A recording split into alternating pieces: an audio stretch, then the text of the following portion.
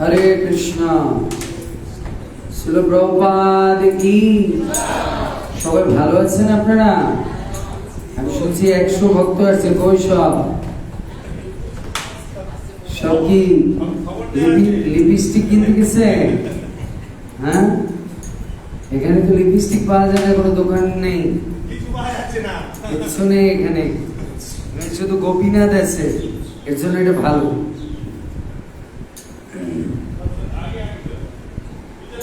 জয় Radha Gopinath, Radha Gopinath Radhe.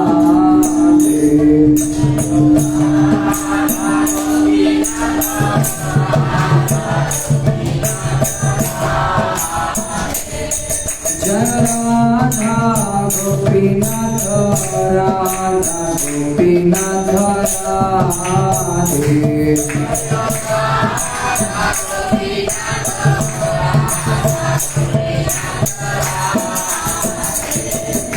Radha Gopinath, Radha Gopinath Radhe.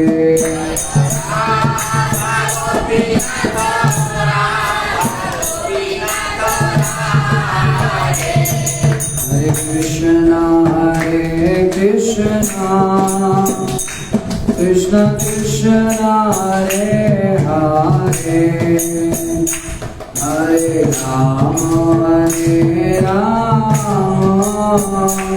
Ram Ram Hare Hare.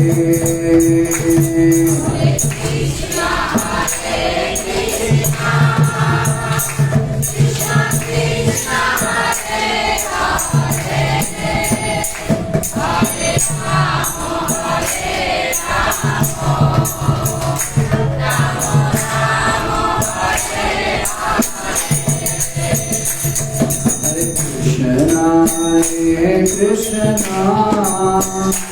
Krishna Krishna Hare Hare, Hare Rama Hare Rama, Rama Rama Hare Hare।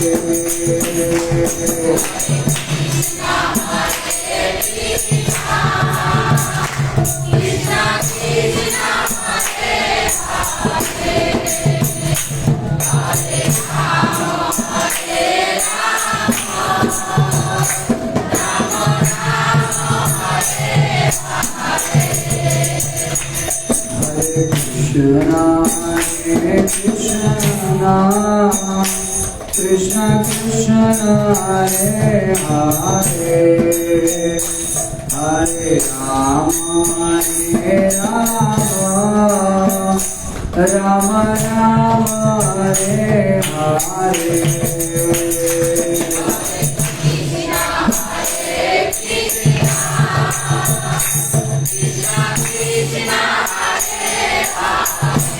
সবাই এসে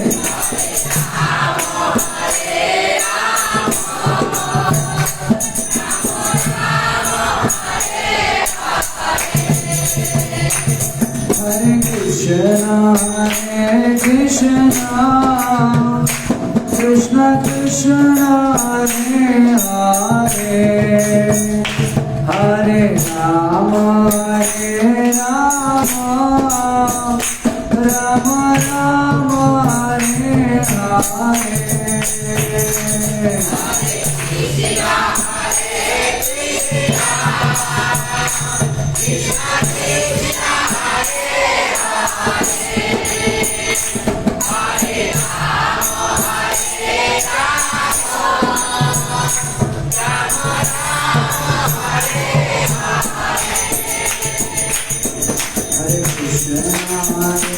Krishna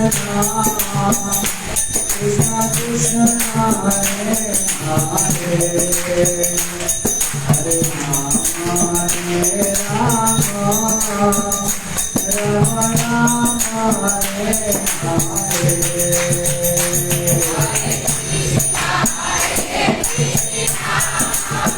সবাই বলো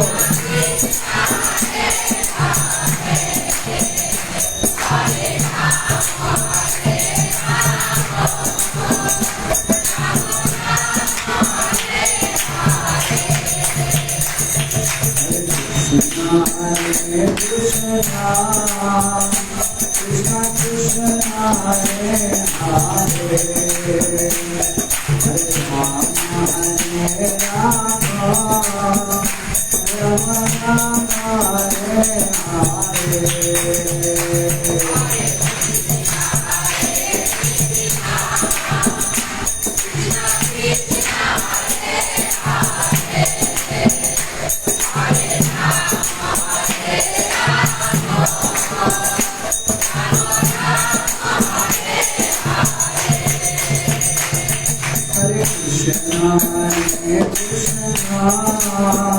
Krishna Krishna Hare Hare, Hare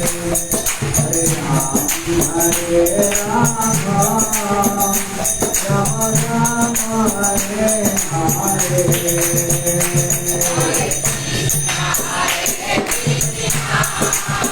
बोलो बोलो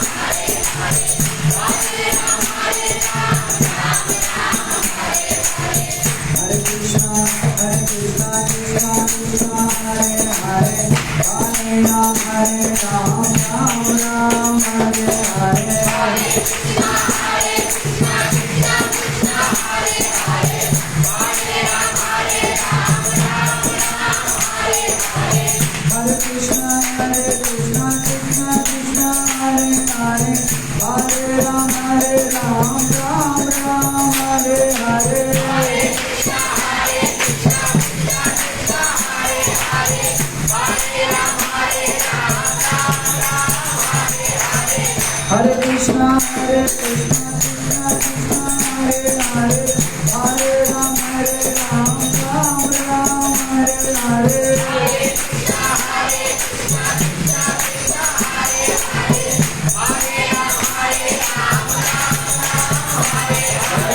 Radha Gopinatha, Radha Gopinatha, Radha Madan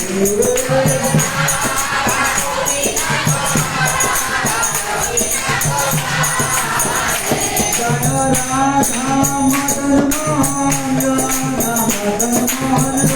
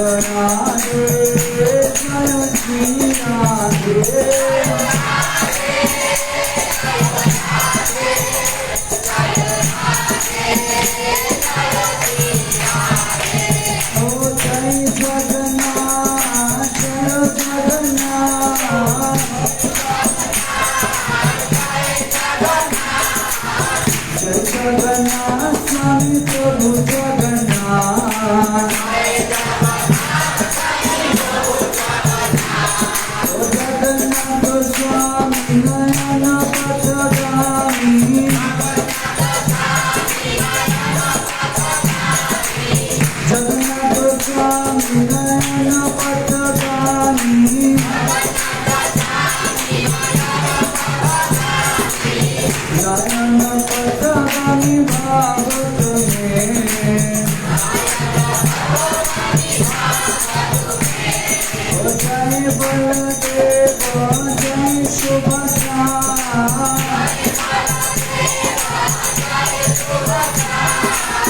जय बलदेव जय सुभद्रा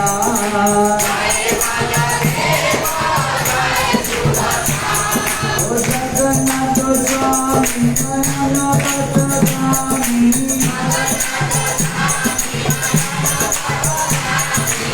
नयन पथगामी भाव तुम्हें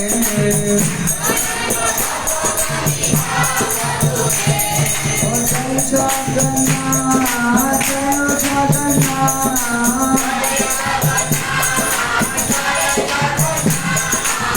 जय जगन्नाथ स्वामी प्रभु Jagannath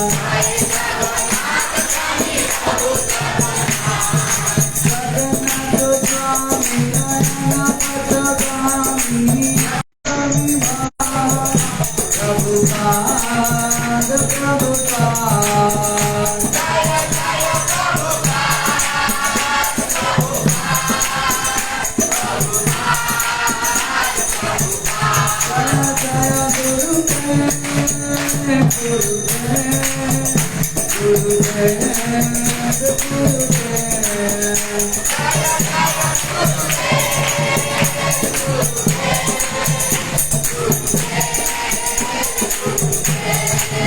Jai Gaura Hari Bol Hari Bol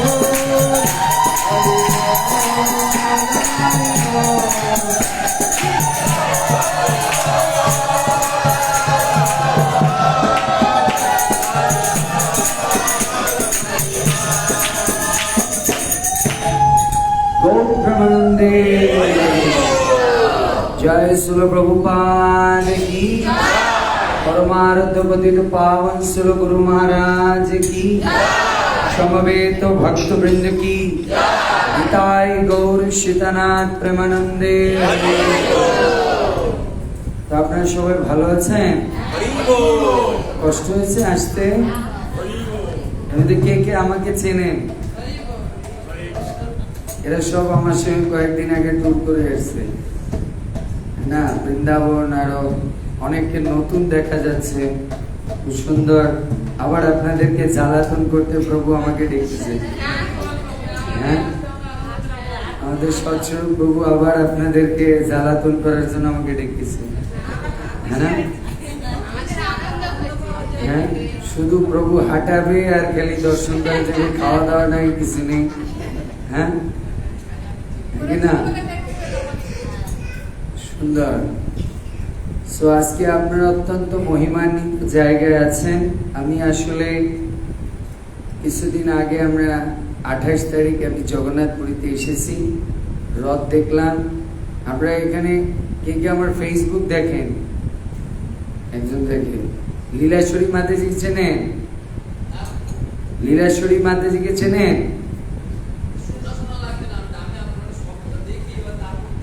মাতাজিও আমার সঙ্গে আসছে সুন্দর তো আমরা অ্যাকচুয়ালি মন্দির সব বন্ধ হয়ে যাবে একটা দেড়টায় এর জন্য আগে আমি লীলা বলি তারপরে আমি অল্পের মধ্যে লীলা বলে আগে জায়গা দর্শন করাতে হবে কারণ আপনারা তো যাবেন রাত্রে আমি তো এই দর্শন করিয়ে ক্লাস দিয়ে তারপর আমি চলে যাব এখন আপনাদের প্রভু কি সিস্টেম আছে জাজপুর যাওয়ার কথা ছিল জানি না প্রভুর সিস্টেম কি করেছে না আমাকে তো একটু জাজপুর যেতে হবে তারপর আমাদের এখান থেকে প্রায় 5 ঘন্টা লাগে জগন্নাথপুরীতে তো আপনারা অত্যন্ত মহিমান্বিত জায়গায় আছেন সেটা হচ্ছে এই ক্ষীরচোর গোপীনাথ হ্যাঁ না সবাই গোপীনাথকে দর্শন করেছেন তো সব মায়েরা করেছেন সব কেমন লেগেছে এই যে বিগ্রহ দেখেছেন আপনারা জানেন এই বিগ্রহ কে বানিয়েছে এই বিগ্রহ স্বয়ং রামচন্দ্র নিজের হাতে তিনি এই বিগ্রহ তৈরি করেছেন এক সময় ভগবান রামচন্দ্র যখন 14 বছর বনবাসে ছিলেন না তো একটা জায়গা আছে নাম হচ্ছে চিত্রকূট প্রভু হয়তো পরবর্তীতে কোনো ট্রিপ করবে কারণ সৎস্বরূপ প্রভু যত জায়গায় ট্রিপ করে আমাকে নিয়ে যায় ওনার ক্লাস দেওয়ানোর জন্য আমরা এক সময় চিত্রকূটে যাব ওখানে সুন্দর পর্বত আছে সেই 6 কিলোমিটার পর্বত প্রদক্ষিণ করে যেরকম বৃন্দাবনে গোবর্ধন ওখানেও ওরকম একটা পর্বত আছে, চিত্রকূট পর্বত। ওই পর্বতের 6 কিলোমিটার প্রদক্ষিণ করলে রামের কৃপা পাওয়া যায়। ভগবান রাম যখন 14 বছর বনবাসে ছিলেন, তখন উনি 6 বছর চিত্রকূটে ছিলেন। গোদাবরী নদীর তট আছে, সবাই গিয়ে গোদাবরীতে স্নান করে। সেখানে মা ওই অনুসুয়া এবং ঐত্রী ঋষির আশ্রম আছে, যেখানে মা সীতা দেবীকে ভগবান রামচন্দ্র এই অনুসুয়ার কাছ থেকে পতিব্রতা ধর্ম শিখতে যেতে বলেছিলেন। ভগবান রামচন্দ্র যখন এই চিত্রকূট আশ্রমে অবস্থান করেন, ভগবান রামচন্দ্র যখন একটা কুটিয়া বানিয়ে থাকছিলেন, মাটিতে ঘুমাতেন দুজনে, এবং ভগবানের জন্য একটা মাটির বেদি করে উপরে শোয়ার ব্যবস্থা করেছে, আর মা সীতা দেবী নিচে ঘুমাতেন। বুঝতে পেরেছেন? আজকাল তো বউ উপরে ঘুমায়, স্বামী নিচে ঘুমায়, উল্টো হয়ে গেছে কলেজে। কিন্তু শাস্ত্রের নিয়ম হচ্ছে স্বামী উপরে ঘুমাবে, বউ নিচে ঘুমাবে।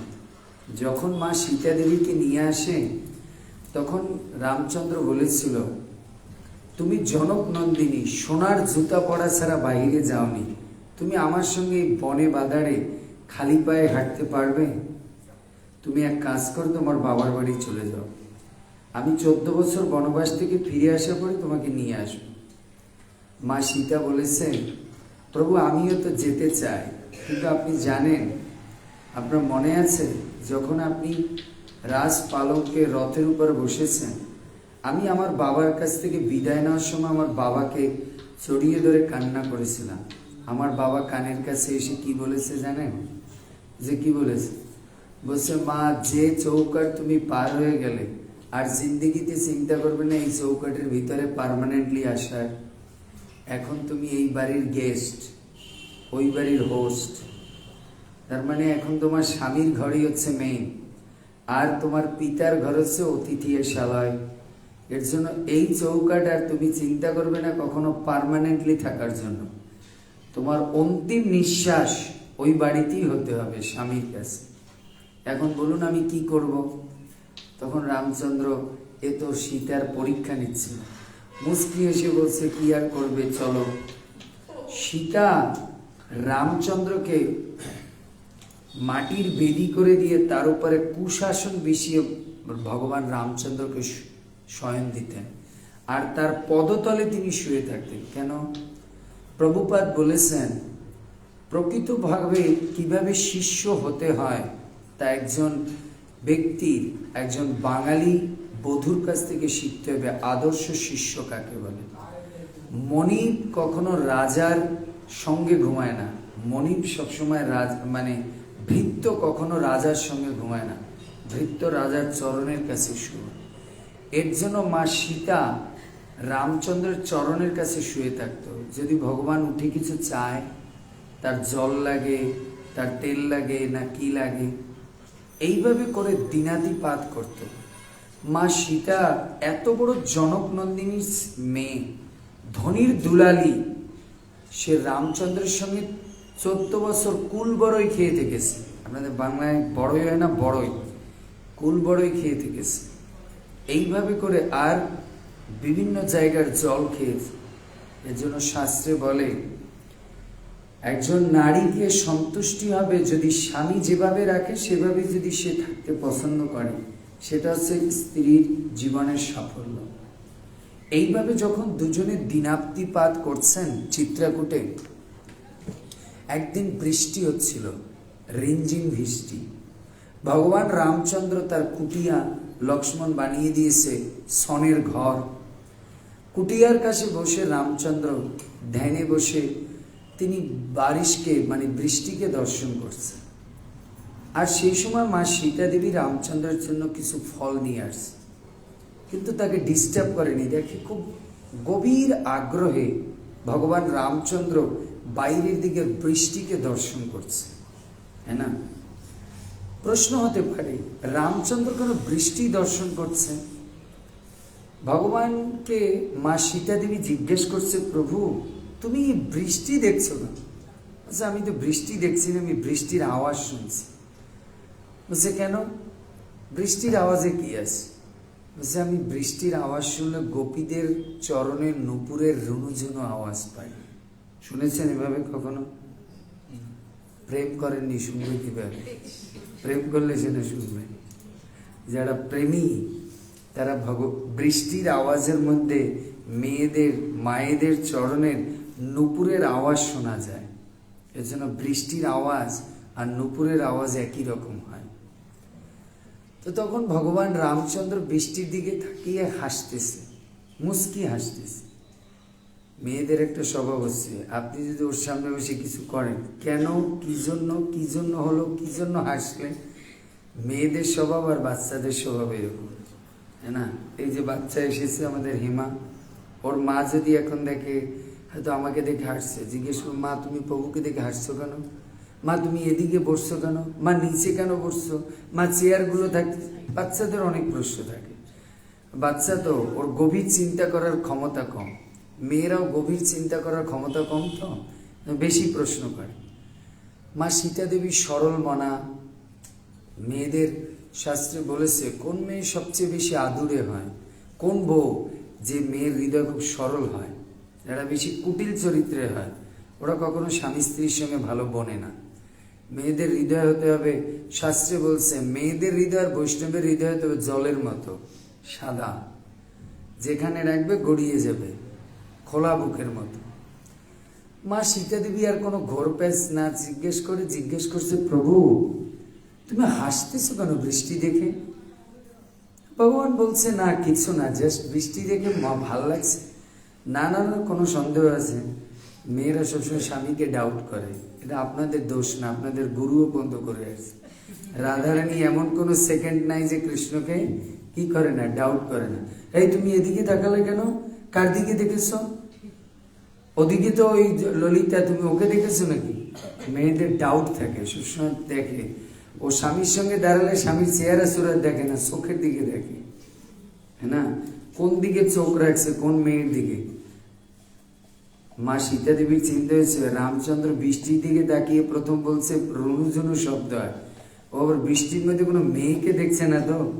জিজ্ঞেস করছে প্রভু আপনি হাসছেন কেন, হ্যাঁ না? বলছে আপনি হাসছেন কেন, আপনার তো স্বামীকে তুমি বলেন না। সীতা স্বামীকে আপনি বলতেন, স্বামীকে আপনি বলতেন, এখন তো আর তুমি তো ভালো, এখন নাম ধরে ডাকে। আমি যে জিজ্ঞেস করিনি কে, আগে বলতো আমার মা যেরকম আমার স্কুলে নিয়ে যেত, ম্যাডাম জিজ্ঞেস করতো তোমার বাবার নাম কি, আর জিজ্ঞেস করতো আপনার স্বামীর নাম কি, আমার মা বলতে তো বাবার নাম বল, হ্যাঁ। তা আমার বলতাম আমার বাবার নাম এইটা। এখনকার যে আপনার husband, oh this is my darling, এ হচ্ছে রতন রায় চৌধুরী, হ্যাঁ না, এইসব বলে। শাস্ত্রে নিয়ম হচ্ছে স্বামী হচ্ছে স্ত্রীর কাছে গুরু সম। এজন্য আমরা যখন গুরুর নাম নিয়ে জিজ্ঞেস করি, যদি এখানে মা আপনার গুরুদেবের নাম কি, উনি হাত জোড়ো করে বলবে আমার গুরুদেবের নাম হিজ হোলিনেস জয় পতাকা স্বামী গুরু মহারাজ, এভাবে বলে আমরা প্রণাম করি, হ্যাঁ না? স্বামীর নাম নিতে গেলেও মায়েদের এভাবে বলতে হয়, বুঝতে পেরেছি? জিজ্ঞেস করেছে আপনি হাসছেন কেন? বলছে জানো সীতা, এর পরবর্তী লীলায় আমি দাপরের পরে, আমি দাপর যুগে, এই ত্রেতার পরে দাপরে আমি এইরকম বৃষ্টিতে আমার গোবৎসদের নিয়ে আমি খেলা করব। দেখো কত সুন্দর বাছুরগুলো ঘোরাফেরা করছে, কত সুন্দর গ্রিনারি লাগছে বাইরে, সবুজ। আর সে সময় আমি গোপীদের সঙ্গে জল বিহার করব, বৃষ্টিতে স্নান করব, কত আনন্দ হবে, কত অপূর্ব সেই বৃন্দাবনের ব্রজের লীলা হবে। এই বলে বলে এই মা সীতার মধ্যে ব্রজের লীলা শুনে প্রেমে পড়ে গেছে ব্রজে। শাস্ত্রে বলছে বৃন্দাবনের লীলা এতটাই মাধুর্যপূর্ণ, কেউ যদি হৃদয় দিয়ে একবার বৃন্দাবনের লীলা শুনে, বৃন্দাবনে যেতে হবে না, বৃন্দাবনে প্রেমে পড়ে যাবে। আপনারা জানেন রুক্মিণীর সঙ্গে ভগবান কৃষ্ণের বিবাহ হয়েছে। রুক্মিণী বিয়ের আগে কোনোদিন কৃষ্ণকে দেখেনি। রুক্মিণী কৃষ্ণের কথা শুনতে শুনতে প্রেমে পড়ে গেছে। মা সীতা রামচন্দ্রের মুখে বৃন্দাবনের লীলা শুনে বৃন্দাবনের প্রেমে পড়ে গেছে। প্রভু আমাকে ওরকম একটা মূর্তি বানিয়ে দেখা, একটা চিত্র এঁকে দেখা, কি করে আপনি ওই ব্রজে লীলা করবেন? কৃষ্ণ বলছে আমার ওখানে অষ্টসখী থাকবে, আমি ওখানে গোবৎসদের সঙ্গে খেলা করব, সেখানে আমার অষ্ট সখা থাকবে। এরকম বিভিন্ন লীলা কথা বলে।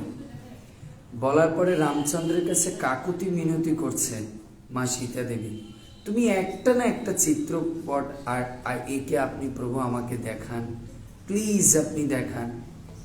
রামচন্দ্র চিন্তা করলো জেদ ধরেছে, বাচ্চারা আর মেয়েরা যদি জেদ ধরে আর যদি ওই জেদ পূরণ না করেন তাহলে সংসার টিকবে না। বাচ্চা যদি বলে বাবা ওই কলা দাও, আর যদি কলা না দেন তাহলে আপনার মাথার চুল উঠিয়ে ফেলবে, তখন আপনাকে কলা দিতে হবে। আর মেয়েরা যদি একবার জেদ ধরে যে এইটা দাও, তাড়াতাড়ি যদি বাঁচতে চান, সংসার টিকাতে চান, তাড়াতাড়ি ওটা দিয়ে দিতে হবে, না এলেও আপনাকে এমন খাওয়া খাওয়াবে যাতে ডায়রিয়া হয়ে যায়। আর নাই তো এখন রেডিমেড বাপের বাড়ি চলে যাবে, হ্যাঁ না? সো তখন কি করেছে রামচন্দ্র, তিনি বাহিরে বেরোয় বৃষ্টি থামার পরে একটা বড় শিলা পাথর দেখছে।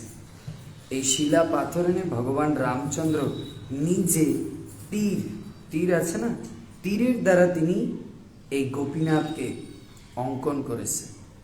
আমরা হয়তো দেখতে পারবো না, আপনারা দেখতে পারবেন, মিস করবেন না। রাত 8:30 না 9টা এখানে শয়নারতি হয়, সেই সময় বিগ্রহ সব খুলে ফেলবে, ওই যে বস্ত্র পরানো আছে না সব খুলে ফেলবে, তখন আপনারা খোলা দর্শন করতে পারবেন। এখানে 2বার খোলা দর্শন হয়, একটা হচ্ছে রাত্রে শয়নারতির পরে সময়, আর একবার ভোরবেলা, ওই সময় পুরো পাথরটা দেখতে পারবেন। এই কিন্তু বিগ্রহ বানানো না, এই পাথরের উপরে বিগ্রহ, এরকম একটা স্ট্যান্ড পাথর, তার থেকে কার্ভ করে খোদাই করে বিগ্রহ বের করেছে ভগবান রামচন্দ্র। এই ভগবান রামচন্দ্র এরকম খোদাই করে শুধু গোপীনাথ না, এর বাম সাইডে দেখবেন 4 সখী, ডান সাইডে দেখবেন 4 সখী, তারপর দেখবেন চানুক আর মুষ্টিকের যুদ্ধ আছে, তারপর দেখবেন ভগবানের পিছনে সেই কদম বৃক্ষ আছে, তারপরে দেখবেন ভগবানের অষ্ট সখা আছে, সব কিছু ওই শিলার মধ্যে ছোট ছোট করে আঁকা আছে। আপনারা বলবেন প্রভু আরো 2 জন যে দেখেছি। 1973 সালে ভগবান চৈতন্য মহাপ্রভুর একজন ভক্ত ছিলেন চৈতন্য দাস।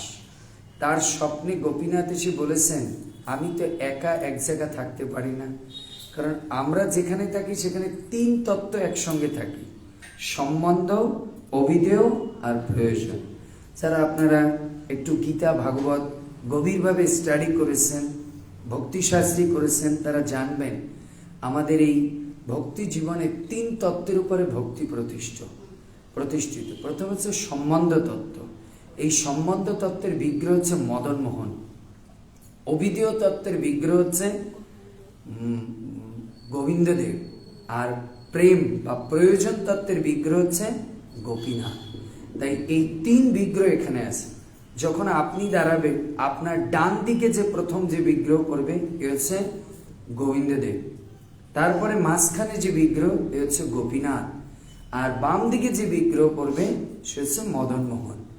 তো উনি এনে পরবর্তীতে তার স্বপ্ন আদেশ হয়েছিল এই 2 বিগ্রহ বৃন্দাবন থেকে নিয়ে এসেছে, এনে এখানে প্রতিষ্ঠা করেছে। তো রামচন্দ্র যখন এই গোপীনাথ বানিয়েছেন বা অঙ্কিত করেছেন, সীতা দেবীকে যখন দিয়েছে, সীতা দেবী এই বিগ্রহ দেখে এতটা সন্তুষ্ট হয়ে গেছে, আবেগে আপ্লুত হয়ে গেছে। তখন সীতা দেবী দেখলো কি মানে চিত্রগুলো একটু অস্পষ্ট ছিল, মানে বিগ্রহগুলো। তাই উনি চিন্তা করেছে এর উপরে উনি কি করবে, আবার একটু খোদাই করতে গেছে। উনি একটা তীর বসিয়েছে, সঙ্গে সঙ্গে ওই পাথর থেকে রক্ত বেরোয়া শুরু করেছে। আর মা সীতা দেবী চিন্তায় পড়ে গেছে। রামচন্দ্র দূরে দাঁড়িয়ে দেখতে পেয়েছে, হাসি দিচ্ছে। সীতা দেবী বলছে আমার তো অপরাধ হয়ে গেছে প্রভু।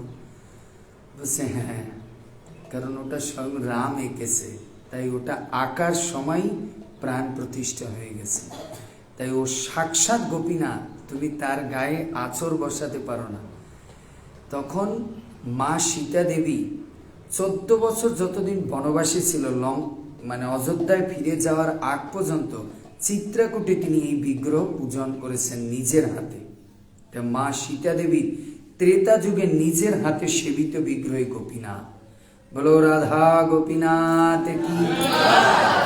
এরপরে প্রায় 1700 বছর ভগবান ব্রহ্মাজি এই বিগ্রহ কি করেছেন? পূজন করেছেন। কালের আবর্তনে এই বিগ্রহ উনি কি করেছেন? চিত্রকূটি এক জায়গায় তিনি মাটির নিচে লুকিয়ে রেখেছিলেন ভগবান ব্রহ্মাজি। তো একজন পরম ভক্ত ছিল ভগবান গোপীনাথের, বুঝতে পেরেছেন?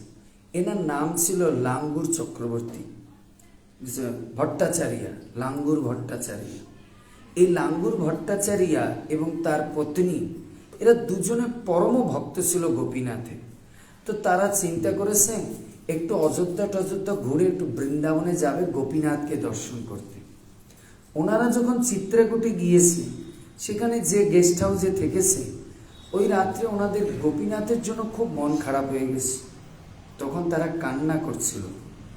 সেই রাত্রে এই লাঙ্গুর ভট্টাচার্যের স্বপ্নে ভগবান গোপীনাথ এসে বলছে, আরে লাঙ্গুর, তুমি তো গোপীনাথকে দেখতে তুমি যাচ্ছ বৃন্দাবনে, তোমাকে বৃন্দাবন যেতে হবে না, আমি এখানেই আছি।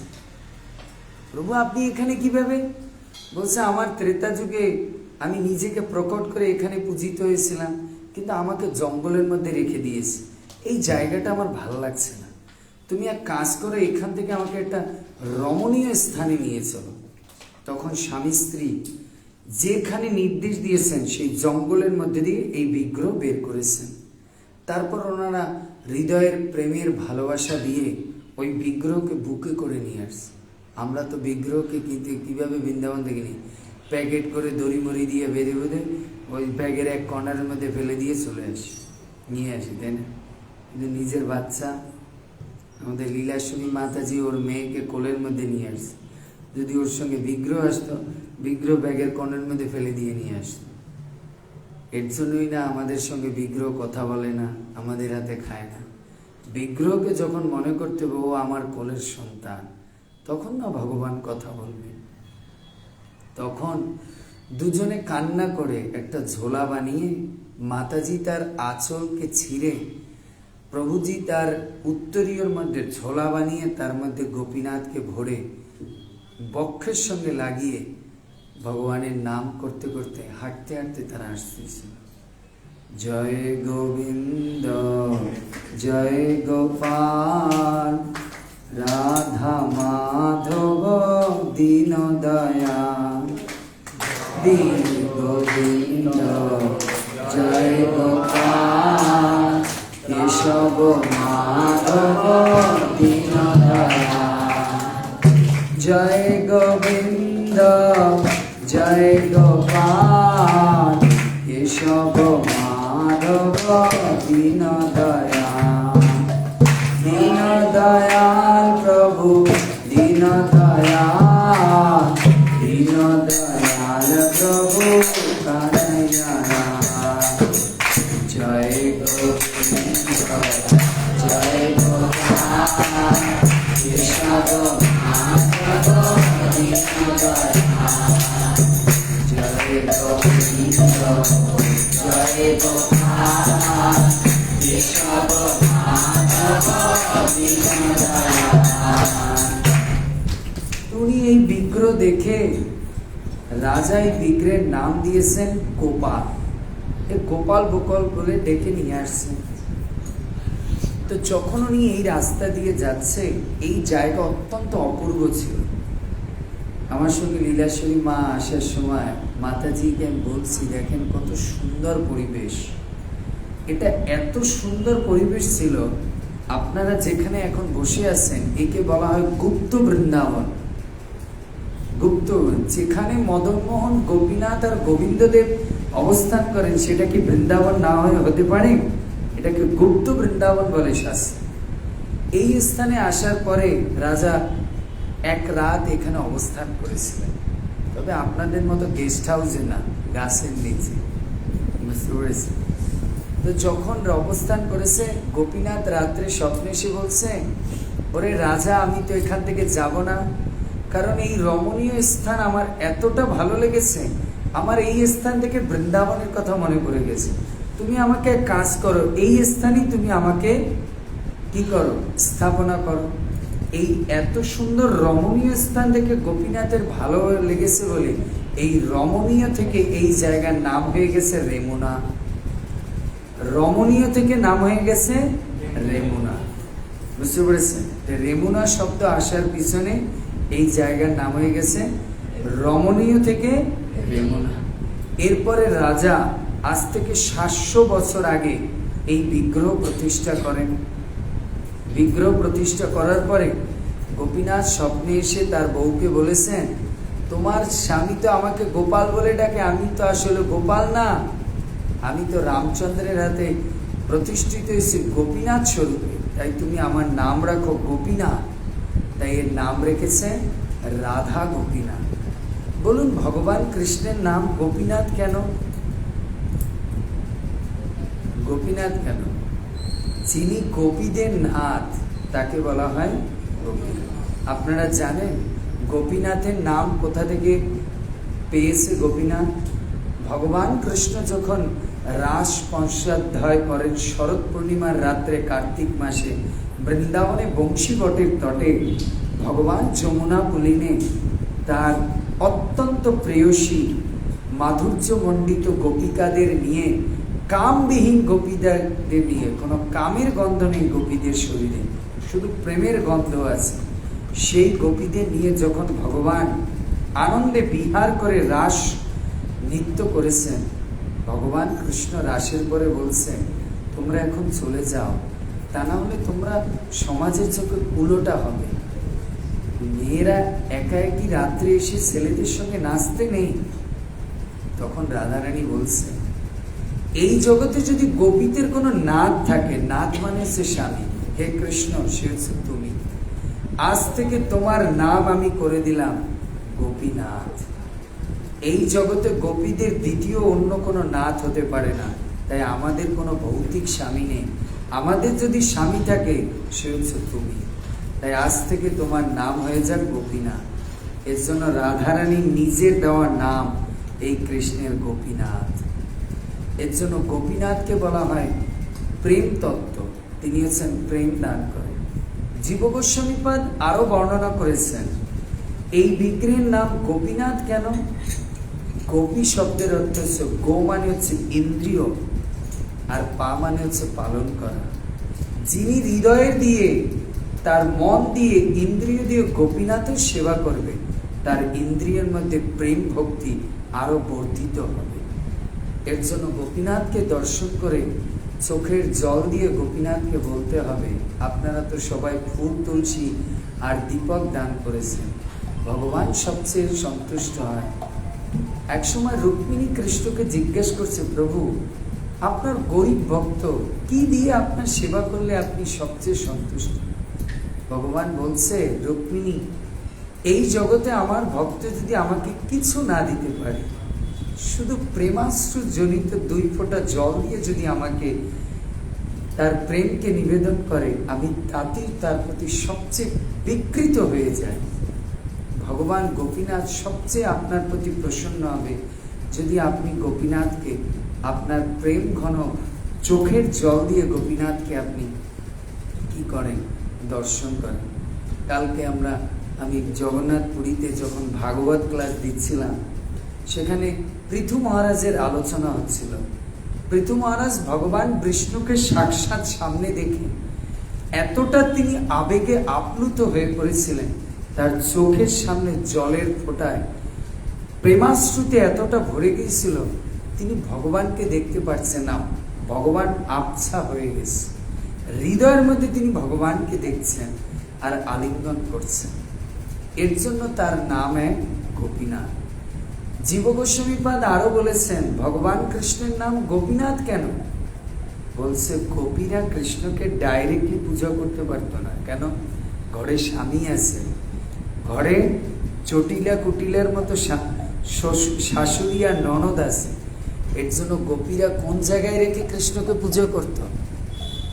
গোপন স্থানে। বলুন, আমাদের জীবনের সবচেয়ে গোপন স্থান কোন জায়গা? আমাদের অন্তর বা হৃদয়।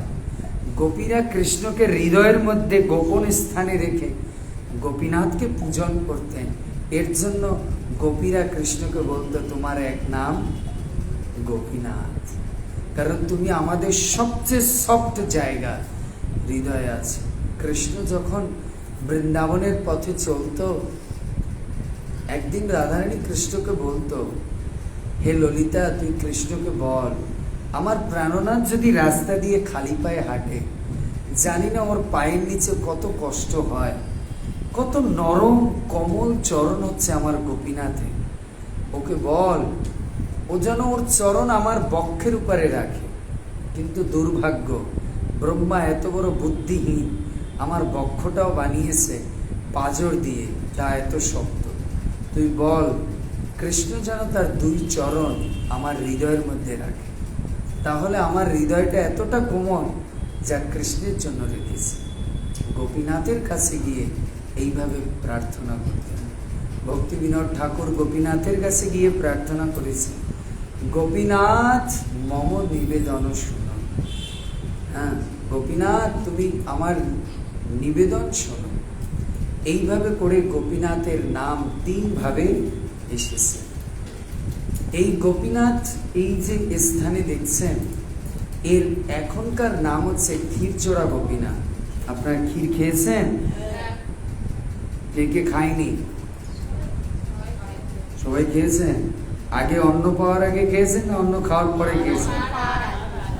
অন্ন পাওয়ার আগে। যে অন্ন পাওয়ার পরে খেয়েছে তার একটু কৃপা কম পাবে।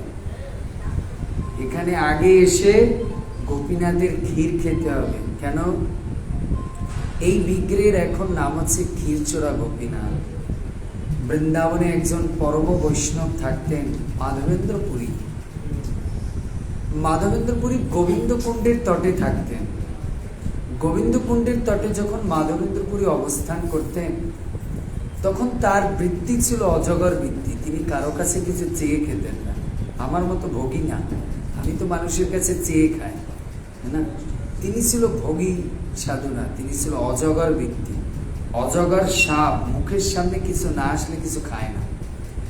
তো মাধবেন্দ্রপুরী এভাবে জীবনযাপন করছে। ভগবান কৃষ্ণ বৃন্দাবনে, ভগবান তার ভক্তকে না খাইয়ে কখনো খায় না।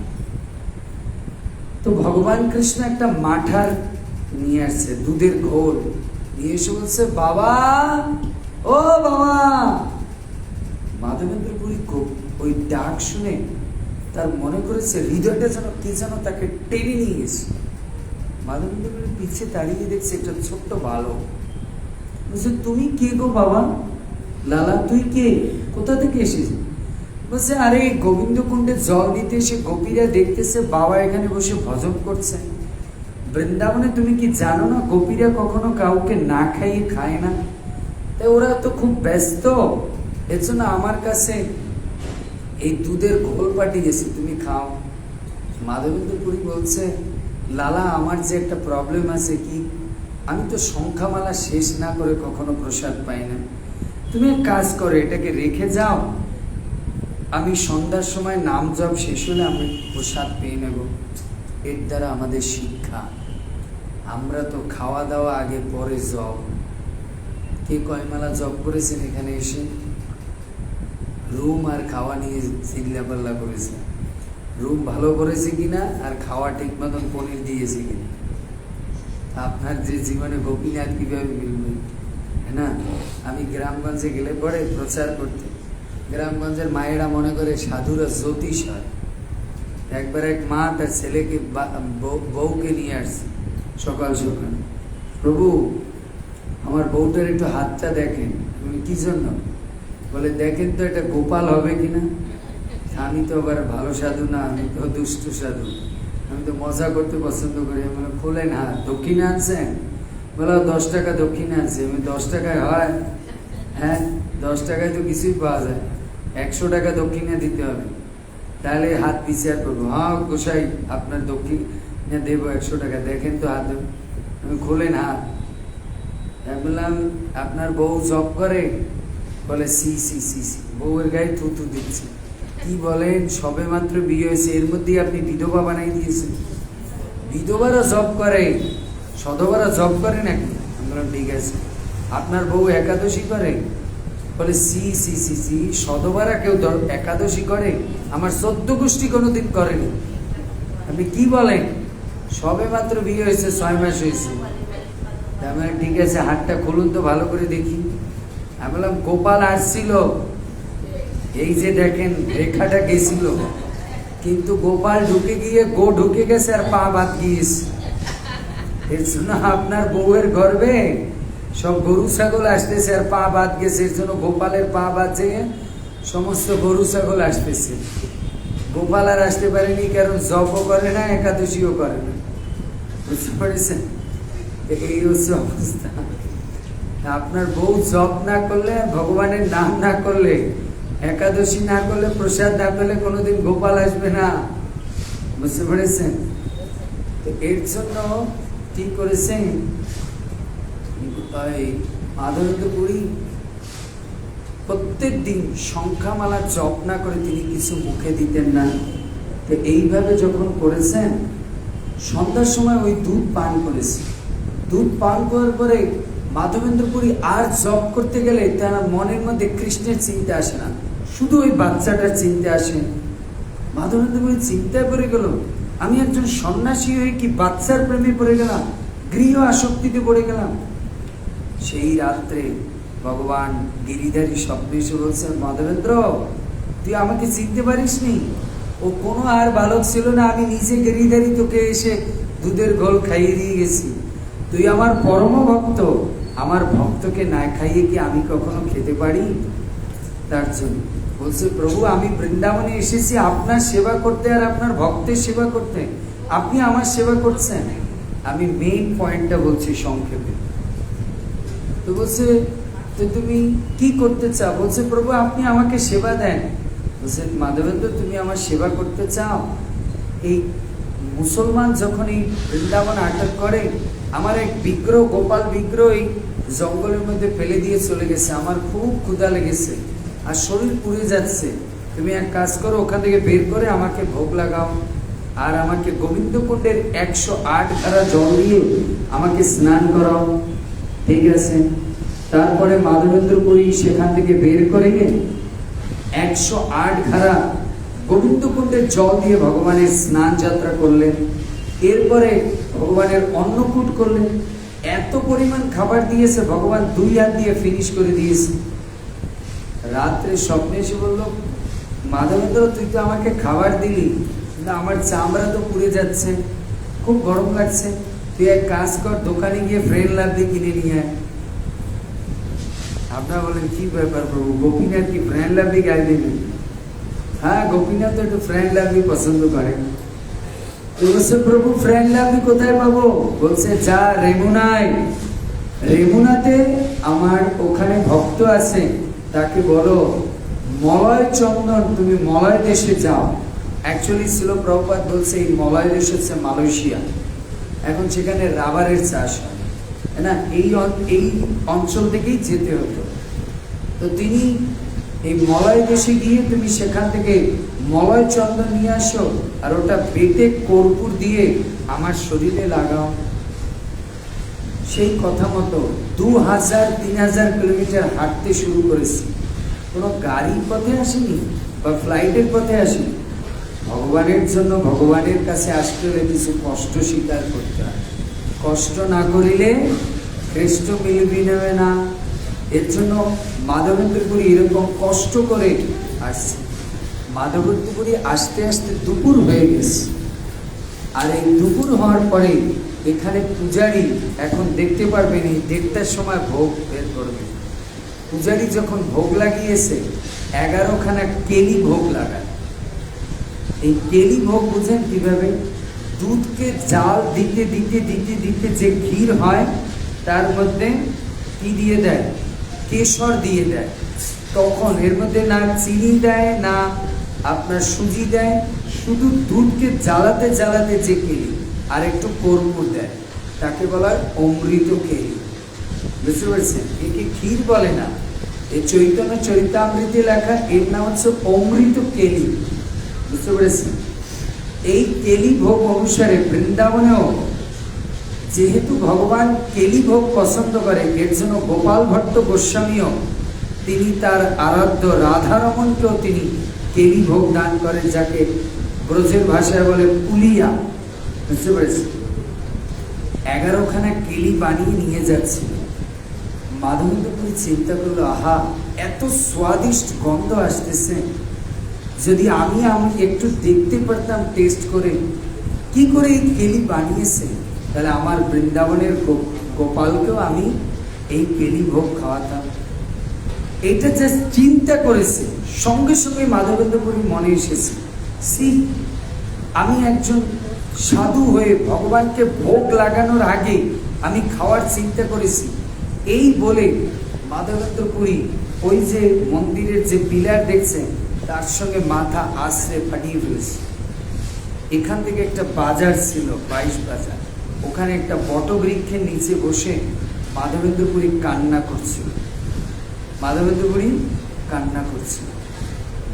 রাত্রে ভগবান এই গোপীনাথ স্বপ্নে এসে পূজারীকে বলছে, এই পূজারী, ওঠ, গিয়ে দেখ আমার আঁচলের পিছনে একটা কেলি ভোগ রাখা আছে, আর সেই কেলি আমার ভক্ত মাধবেন্দ্র দেখ গিয়ে বাজারে বটবৃক্ষের নিচে বসে নাম জপ করছে আর কান্না করছে, ওকে গিয়ে দিয়ে আয়, বল আমি পাঠিয়েছি।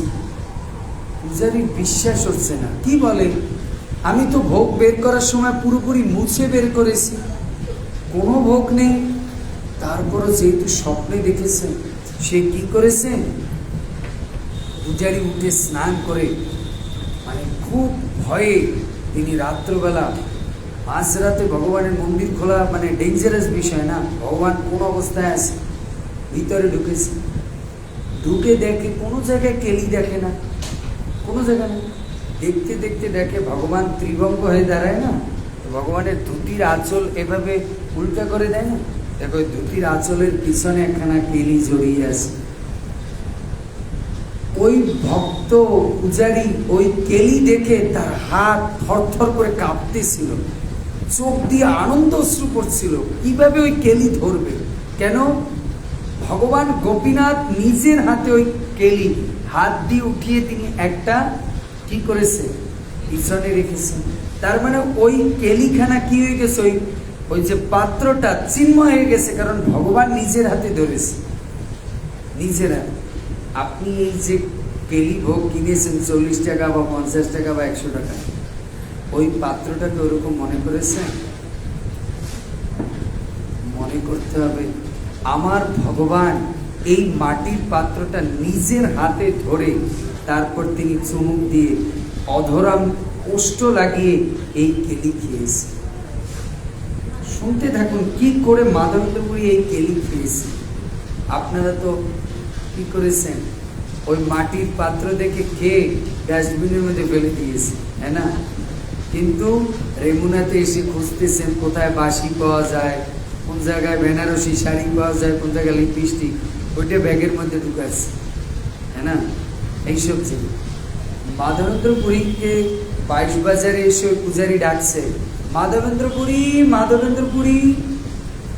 তখন মাধবেন্দ্র পুরী ভয় পেয়ে গেছে, এত রাত্রে আমাকে কেন ডাকছে? নিশ্চিত মনে হয় গোপীনাথ বলে দিয়েছে যে আমি মনে হয় ক্ষীর খেতে চেয়েছি। তখন করজোরে কৃতাঞ্জলি পুটে বলছে, আমি মাধবেন্দ্র পুরী, বলুন আমি আপনার কি সেবা করতে পারি? বলছে, আপনি কি ক্ষীর খেতে চেয়েছিলেন? চিন্তা করছে, মাধবেন্দ্র পুরীর দিয়েছে কামড়, কিভাবে এই পূজারী জানলো? বলছে, হ্যাঁ আমি ক্ষীর খেতেছি। উনি ক্ষীরটা হাতে দিয়ে ষষ্ঠাঙ্গে প্রণাম করেছে। আপনার মতো পরম ভক্ত এই দুনিয়াতে কেউ হতে পারে? যার জন্য গোপীনাথ ক্ষীর চুরি করেছে, তার নাম হয়ে গেছে আজ থেকে ক্ষীরচোরা গোপীনাথ। আপনি এত বড় ভক্ত যার জন্য ভগবান চুরি করতে পর্যন্ত দ্বিধা করেন। তখন বলছে, না না না না, আপনি এখানে থাকুন, আমি কালকে সমস্ত ভক্তকে নিয়ে আসবো। আপনি কত বড় ভক্ত এটা আমি জগতে প্রকাশ করতে চাই।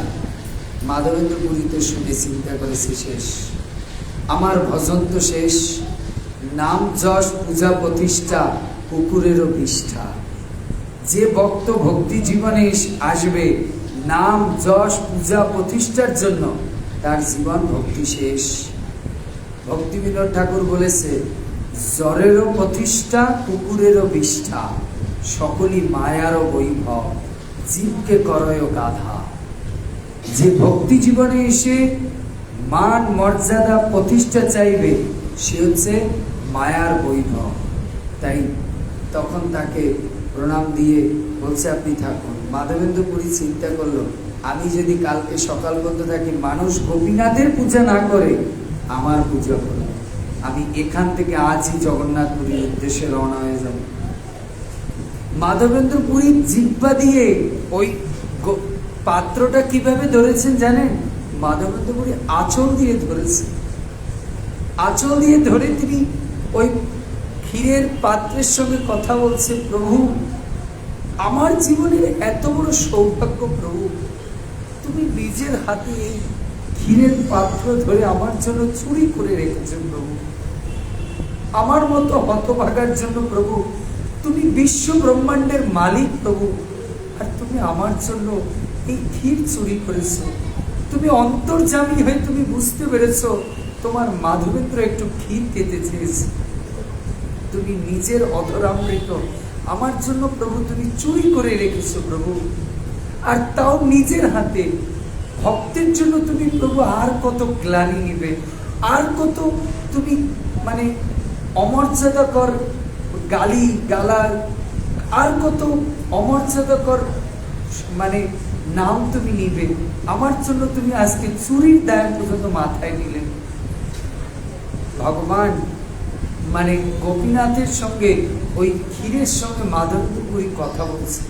প্রভু ক্ষীরখানা মাথায় লাগাচ্ছে, বারবার বারবার গালে লাগাচ্ছে।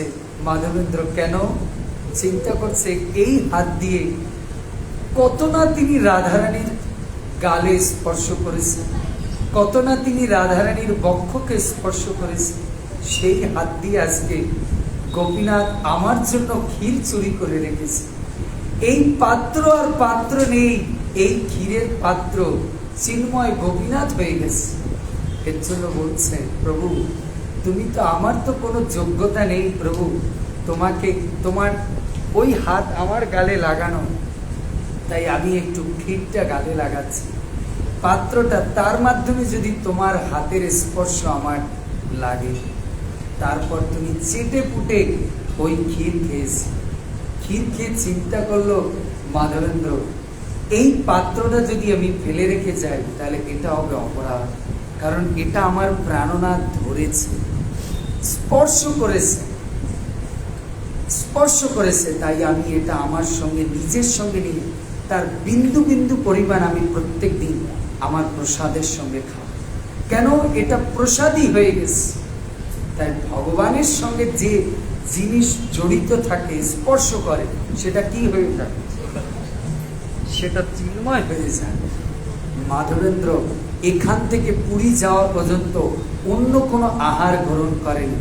প্রতিদিন ওই যে মাটির ঢেলায় যে ক্ষীর কেলি দিয়েছিল, সেই প্রত্যেক দিন সকালে উঠে আগে ওই মাটি আহার করত। এর থেকে আমাদের জীবনে শিক্ষা, ভগবান যে ভূমিতে চরণ রাখে সেই ভূমির মাটি প্রত্যেক দিন আমাদের এক বিন্দু হলো সেই রস গ্রহণ করা উচিত। মাধবেন্দ্র পুরী এভাবে পরম আস্বাদনে তিনি বারবার চিন্তা করছে। ওই মাটি ঢেলা পাত্রের সঙ্গে কথা বলছে। আমার প্রভু মনে হয় এইখানে তার বিম্ব ফলের মতো ঠোঁটকে লাগিয়ে তিনি চুমুক দিয়েছিলেন।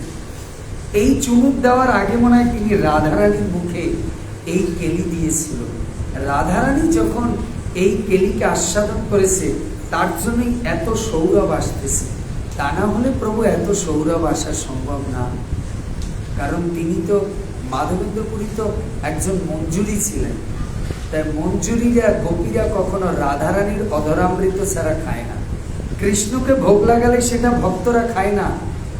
যারা রাধারানীর ভক্ত, কৃষ্ণকে ভোগ লাগানোর পরে যখন ওটা রাধারানীকে ভোগ লাগায়, তখন তার পৃষ্ঠ সখীরা গ্রহণ করে। এভাবে মাধবেন্দ্র পুরী খাওয়ার পরে তিনি যখন জগন্নাথ পুরীতে যায় সেখানে অনেক লীলা আছে। ফিরে এসে যখন তিনি আবার, আমি আর ওই লীলায় প্রবেশ করছি না, ফিরে এসে তিনি যাওয়ার পথে চিন্তা করলো, যাওয়ার পথে একবার গোপীনাথকে দেখে যায়। এখন যা বয়স হয়েছে মনে হচ্ছে আর দ্বিতীয়বার আসতে পারবো না জগন্নাথ পুরীতে, একবার গোপীনাথকে দেখে যায়। আপনাদের এরকম মনে হয়? আপনারা তো কি মনে করেন, যখন প্রভু রাত 12টায় 10টার সময় বলবে এই তাড়াতাড়ি চলেন, আপনার যদি এই তাড়াতাড়ি গাড়িটা নিয়ে সিটটা আমার উপর একটা রাখ, শেষ করছে, আমার জায়গা নাই মনে হয়, আরে আমার ব্যাগের জায়গা নাই, শেষ কর। ওদের বলতেছে, আরেকজন বলতেছে একটু ভগবানকে দেখে, আরে ভগবানের অনেক ট্যাক্সি, তাড়াতাড়ি সিট কিন্তু আমারটা নিয়ে নেবে, শেষ করছে। আপনার জীবনে গোপীনাথ কিভাবে দেখবেন? গোপীনাথকে কিভাবে বারবার যাওয়ার সময় চিন্তা করতে হবে, বারবার দেখবেন আর বারবার চিন্তা করবেন, আর একবার দেখে যায়, এই তো মনে হয় শেষ দেখা, আর জীবনে আসতে পারবো কিনা। হতে পারে এটাই। রাধারানীকে যখন বৃন্দাবন থেকে কৃষ্ণ মথুরায় প্রবেশ করে, অনেক দূরে চলে গেছে, ললিতা বিশাখা বলছে চল রাধে, কি একটু তো জল পা, কিন্তু একবারে কঙ্কাল হাড্ডিসার হয়ে গেছে, বারবার আর পিছনে তাকাস না, দেখলেই তোর মন খারাপ হয়। রাধারানী ললিতাকে বলছে, তুই তো আমাকে পিছন দেখতে চাস না, আমার মনটাই তো পিছিয়ে চলে গেছে, আমি তো আর মনকে সামনে নিতে পারছি না, তাই প্রাণনাথের রথটা পর্যন্ত আমাকে দেখতে দিন, একটু রথ দেখলেও মনে হবে আমি আমার প্রাণনাথকে দেখেছি। এ হচ্ছে প্রেম। প্রেমিক যখন কোনো প্রেমিকার প্রেমে পড়ে, যাওয়ার আগে বারবার তার মুখ দর্শন করে, তার ড্রেস দর্শন করে। কেন? সে চিন্তা করে এই দেখাই হয়তো শেষ দেখা, আবার কবে দেখা হবে। আমাদের প্রকৃত প্রেমিক হচ্ছে গোপীনাথ। বারবার যত সময় এখানে আছেন, একটা মুহূর্ত গোপীনাথের সামনে থেকে সরবেন না, আর নাম ছাড়বেন না। চোখ দিয়ে ভগবানের রূপ মাধুর্যকে পান করবেন, জিহ্বা দিয়ে ভগবানের নামের রসামৃত অমৃত কেলি পান করবেন, আর দেহ দিয়ে ভগবানের এই ভূমিতে বিচরণ করবেন। এই তিনটা যদি আপনি করেন, তাহলে গোপীনাথ আপনার সঙ্গে জগন্নাথ পুরী থেকে আপনার বাড়িতে চলে যাবে। বলো নিতাই গৌর প্রেমানন্দে। এইভাবে গোপীনাথকে প্রেমের ছলে, তো যখন চন্দন কাঠ নিয়ে এসেছেন ভগবান গোপীনাথ, সেই রাত্রে মাধবেন্দ্রপুরীর স্বপ্নে এসে বলছেন, মাধবেন্দ্র, আমি বৃন্দাবনের গোপাল আর গোপীনাথ অভিন্ন দেব, তাই তুমি এখান থেকে যেও না, তুমি এক কাজ করো, এখানেই তুমি আমার চন্দন লাগাও, তাতেই আমার ওই কি বলে গোপালের চন্দন লাগানে ফল মিলে যাবে। তারপর মাধবেন্দ্রপুরী নিজের হাতে চন্দন বেটে তার অন্তিম দিন পর্যন্ত তিনি এই গোপীনাথের সেবা করে তিনি তার নিত্য লীলায় প্রবেশ করেছেন। একটু পরেই আমি নিয়ে যাব মাধবেন্দ্রপুরীর সমাধি এখানে আছে, যেখানে মাধবেন্দ্রপুরী দেহ রেখেছে, বুঝতে পেরেছি।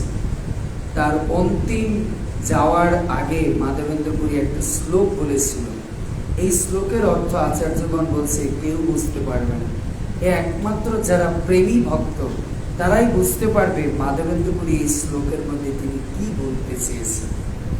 এত প্রেমের ভাব দিয়ে এই গোপীনাথ, গোপীনাথ হচ্ছে কোন তত্ত্ব? প্রেম তত্ত্ব।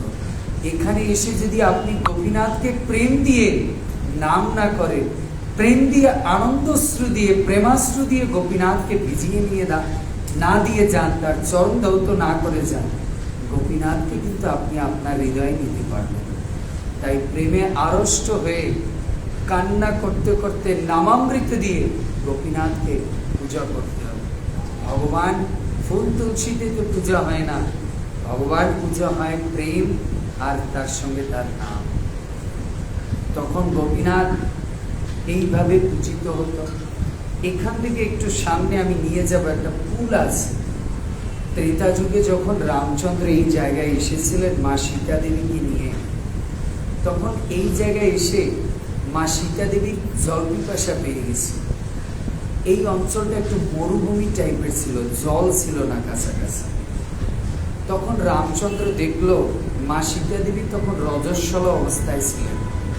তো তখন তার জল পিপাসাও পেয়েছে, জল কোথা থেকে ইয়ে করবে, তখন তিনি কি করেছেন, শক্ত বান মেরে তিনি শক্ত গঙ্গাকে এখানে নিয়ে এসেছেন। এখনো সেই গঙ্গা নদী আছে, কিন্তু সেখানে এখন জল নেই, শুধু পাথর আছে। আপনার জায়গাটা দেখতে পারবেন যে শক্ত গঙ্গা যে তৈরি করেছে, তার ধনুক মেরে তিনি ভগবান রামচন্দ্র সপ্ত গঙ্গাকে এখানে ডেকে নিয়ে আসছে। তাই ত্রেতা যুগে ভগবান রামচন্দ্র, সীতা, লক্ষ্মণ এখানে অবস্থান করেছে। মাধবেন্দ্রপুরীর মতো পরম ভক্ত, এই মাধবেন্দ্রপুরীর শিষ্য হচ্ছে ঈশ্বরপুরী, আর ঈশ্বরপুরীর শিষ্য হচ্ছে শ্রীমান চৈতন্য মহাপ্রভু। এখানে পিতার যুগে, কলিযুগে চৈতন্য মহাপ্রভু এই রেমুনাতে এসে নিত্যানন্দ প্রভু এই গোপীনাথের লীলা চৈতন্য মহাপ্রভুকে এক রাত বসে শুনিয়েছে। চৈতন্য মহাপ্রভু পুরো রাত ভরে এই গোপীনাথের লীলা শ্রবণ করে নিত্যানন্দ প্রভুর মুখে।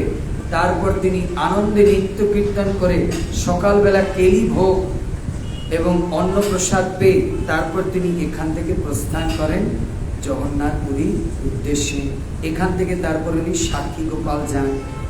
এই চৈতন্য মহাপ্রভু এই বিগ্রহ দর্শন করেছে। আপনারা অত্যন্ত অত্যন্ত ধন্যাতি ধন্য, আপনাদের জীবন ধন্য যে এই পৃথিবীতে কোনো ত্রেতা যুগের বিগ্রহ নেই। আবার সেটা ত্রেতা যুগের না, সেটা স্বয়ং ভগবান রামচন্দ্রের নিজের হাতে অঙ্কিত তার প্রেমের বৃন্দাবন আঁকা। আর সেটা তিনি কাকে গিফট করেছে, কাকে? সীতাকে। এর থেকে আমাদের জীবনে একটা শিক্ষা, স্বামী স্ত্রীকে কোন জিনিস গিফট করবে, যেগুলো ভক্তির অনুভব। আজকালকার জগতে স্বামী স্ত্রীকে কোন গিফট করে, যেগুলো স্ত্রীর চেতনাকে আরো নষ্ট করে দেয়, হাবিজাবি জিনিস। স্বামী স্ত্রীকে, স্ত্রী স্বামীকে ওই জিনিস গিফট করবে যাতে দুজনের ভক্তি বৃদ্ধি পায়। রামচন্দ্র মা সীতাকে বিগ্রহ গিফট করেছে যে তুমি এর পূজা করো তাহলে তোমার ভক্তি বাড়বে। আর এখন স্বামী স্ত্রীকে কি গিফট করে? সমস্ত জড়জাগতিক জিনিস। তখন স্ত্রীর চেতনা নষ্ট হয়ে যায়। এর জন্য বাচ্চাদেরকে এবং স্ত্রীকে বা নারীদেরকে এমন গিফট করতে হবে যার দ্বারা তার ভক্তি সামনের দিকে যায়। এটা হচ্ছে শিক্ষা, এটা হচ্ছে শিক্ষা। দ্বিতীয় আর শিক্ষা কি? ভগবান বিল্ডিং, তারপরে বড় বড় শহর পছন্দ করে না। ভগবান কি পছন্দ করে?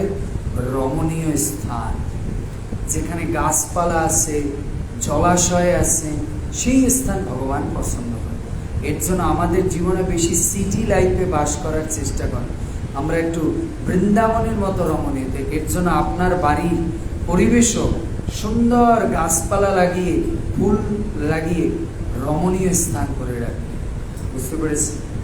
এইরকম আরো অনন্ত কোটি লীলা আছে গোপীনাথের সঙ্গে এই মাধবেন্দ্রপুরী। কিন্তু আমি তা বলতে গেলে সব বন্ধ হয়ে যাবে, কারণ এখন 1:30টায় এই ভগবানের রাজভোগ দেখতে পারবেন। সব থালা ওরা সামনে রেখে ভগবানকে দর্শন দেয়। বুঝতে পেরেছি? আমাদেরকে এখন সেই গোপীনাথ দর্শন করব, তারপরে মাধবেন্দ্রপুরীর সমাধি দর্শন করে সেই সপ্তগঙ্গা দর্শন করব। তারপরে প্রভুর যদি আদেশ হয়, যদি যাজপুর যায়, নাহলে আপনারা থাকবেন, আমরা কীর্তন টীর্তন করে, নাহলে আমি যাজপুর দেখে আমাকে চলে যেতে হবে। ঠিক আছে? তারপরে আমি কালকে থেকে প্রভু আমাকে আপনাদেরকে জ্বালাতন করার জন্য ডেকে এনেছি। ভালো লেগেছে? পুরীকে ঘুরবেন আমার সঙ্গে? হ্যাঁ না প্রভু ঘুরাবে? হ্যাঁ, জগন্নাথপুরী দর্শন করবেন? করো, অনেক তো হাঁটতে হবে। পারবেন তো হাঁটতে? ঠিক তো? তাহলে দেখা যাক, যদি হাঁটতে, খাওয়ান দাওয়ান কিন্তু মিলবে না। হ্যাঁ, প্রভু কি বলেন? প্রভুরে টাকা দিয়ে আসছি, খাওয়ান দাওয়ান না দিলে কি বলেন? পয়সা দিয়ে আসছি, হ্যাঁ না? মনে রাখতে হবে, প্রভুপাদ বলেছে ধামের অপর নাম কি? নাম। যে ব্যক্তি ধামে এসে নাম না করবে, লোচন ভাবে বলে সেই পাপী এলো আর গেল। শ্রীল প্রভুপাদ বলছেন ধামে যেতে হলে কি করতে হবে? লেস ইটিং লেস স্লিপিং, কম খেতে হবে, কম ঘুমাতে হবে। মোর চ্যান্টিং মোর হিয়ারিং, বেশি জপ করতে হবে আর বেশি শ্রবণ করতে হবে। কারণ আপনি যত শ্রবণ করবেন আর যত নাম করবেন তত আপনার ব্যবসা ভালো হবে। এর জন্য ভক্তরাও ধামে গিয়ে ব্যবসা করে। কিসে? ভক্তির ব্যবসা। আমার একটা মুহূর্ত যেন ভগবানের কথা, ভগবানের দর্শন আর ভগবানের নাম সারা যেন না যায়। 4 থেকে 5 ঘন্টার বেশি ঘুমাবো না, বাকিটা সময় ভগবানের নাম জপ করতে থাকবো। আর যখন কথা হবে তখন কথা শুনবো, আর বাকিটা সময় ভগবানের লীলাস্থলে দর্শন করবো। এই এসেছি, জগন্নাথ যদি দ্বিতীয়বার না ডাকে, যদি আমার জীবন এটাই আমার শেষ জগন্নাথপুরী যাত্রা হয়, যদি আমার এটাই শেষ কার গোপীনাথকে দর্শন হয়, তো গোপীনাথ বুঝবে আমার জন্য এত প্রেম করে ও চলে গেছে, একে আমার ধামে নিয়ে, আমার ধামে নিয়ে। আমরা সেই প্রেমে আড়ষ্ট হয়ে এখানে এই গোপীনাথ মন্দিরের মধ্যে আপনারা রসিকেন্দ্র প্রভুর সমাধি দেখতে পারবেন। রসিকানন্দ প্রভু ছিলেন শ্যামানন্দ প্রভুর শিষ্য। এই শ্যামানন্দ প্রভু এবং রসিকানন্দ প্রভুর পৃথিবীতে কোনো গোস্বামী পশু পাখি শিষ্য ছিল না। এই রসিকানন্দ প্রভু হাতিকে দীক্ষা দিয়েছে, আর হাতি নাম জপ করত। তার সাপ দীক্ষা দিয়েছে, সাপ পর্যন্ত ভগবানের নাম করত। রসিকানন্দ প্রভু এত বড় ভক্ত ছিল, পশু পাখিকে দীক্ষা দিলেও সে নাম জপ করত।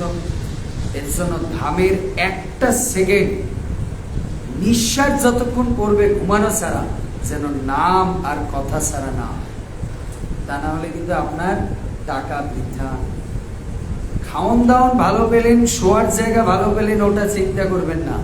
আপনি ভালো জব করতে পেরেছেন, ভালো হরিকথা শুনতে পেরেছেন, ভালো করে দর্শন করতে পেরেছেন, এটা ও ঘরে পনির সবজি অনেক কিছু মিলে, ও বেগুন ভাজা খিচুড়ি এসব ঘরে বসে তরুজাত করবে। ধামে এসেছি ভক্তি কামাতে, ঠিক আছে?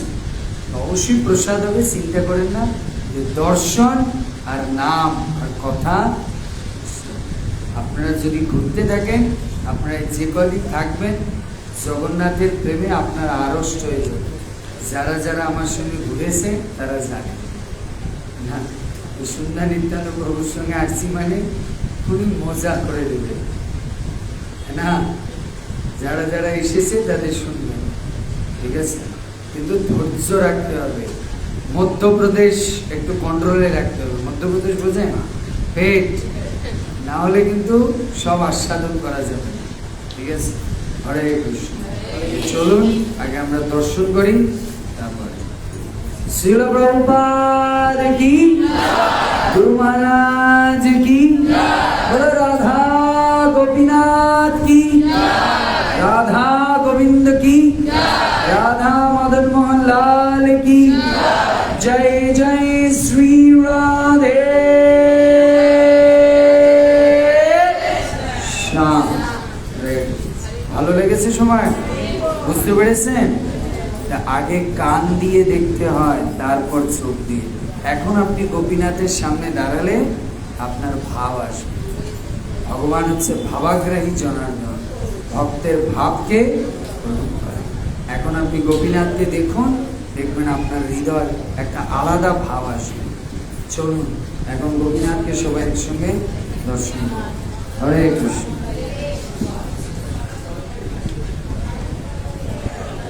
আপনারা যারা লাইভে আছেন অসংখ্য ধন্যবাদ। আমরা এখন গোপীনাথের মন্দিরে আপনাদেরকে দর্শন করাবো। আমরা যদিও ভিতরে প্রবেশ নিষেধ আছে, এই মোবাইল যতটুকু দেখানো যায় আপনাদেরকে দেখানোর চেষ্টা করব। আশা করি যদি আপনাদের ভালো লাগে, আমরা আমাকে হোয়াটসঅ্যাপে কমেন্ট জানাবেন, তাহলে বুঝতে পারবো। হরে কৃষ্ণ, জয় শ্রীরাম। আমাদের সঙ্গে প্রায় 150 ভক্ত আছে, তারা এসেছে তারা দর্শন করতে আমার সঙ্গে জগন্নাথপুরীতেও তারা থাকবে, আপনারা দর্শন করতে পারবেন, সমস্ত লীলা কথা শুনতে পারবেন। হরে কৃষ্ণ, জয় শ্রী প্রভুপাদ। চলুন তাড়াতাড়ি তাড়াতাড়ি সবাই নিচে, গোপীনাথের এখন রাজভোগ দর্শন করতে পারবে। জয়রাধা এই বোতলটা নাও তো বেটা, ও জয়রাধা নিয়ে, জয়রাধাটা নিয়ে আসো। আসো হেমা, হেমা ভাল লাগছে মৃদঙ্গটা উঠিয়ে, হেমা ভাল লাগছে। এই আমাদের রুম করে দিয়েছে প্রভু,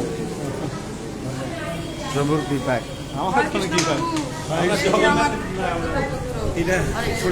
ছোট ছেলে তো কোনটা দান করবে? না না, তোমার মা কোনজনকে দান করবে? সাধু বানাবে, সাধু কারে বানাবে না, দুইজনই গৃহস্থ বানাবে, ব্রহ্মচারী হবে না? সুন্দর, আসো। হরে কৃষ্ণ।